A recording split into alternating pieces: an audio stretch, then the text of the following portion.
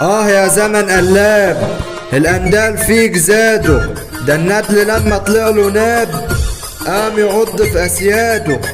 الشر في زماننا زاد من ظلم العباد. يا صاحبي اوعى الدنيا تضحك عليك وتزعل من أخوك في ظهرك قوة، وإن وقعت والله ما يرحموك.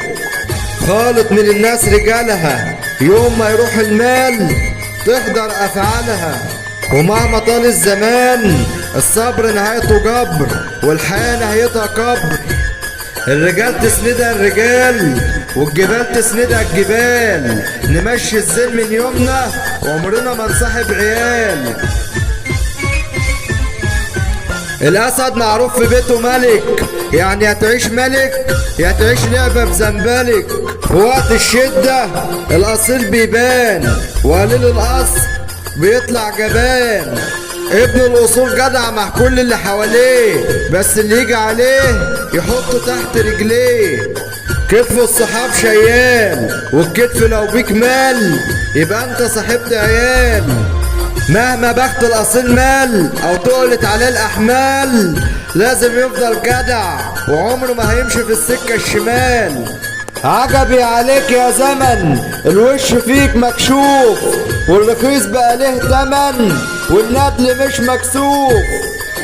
القلب مليان وجع ولكنه بيعافر، يمكن يصحى في يوم ويلاقي الوجع سافر.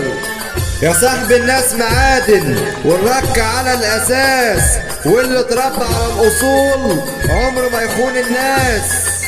تتعامل مع الناس بطبيعتك يقولوا عليك عبيط، تخاف من الناس وتحرص يقولوا عليك خبيث.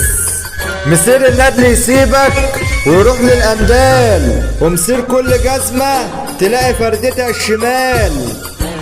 يلا الطمع عميك وواكل حق غيرك، مهما ربنا يديك عمره ما هيملى عينك.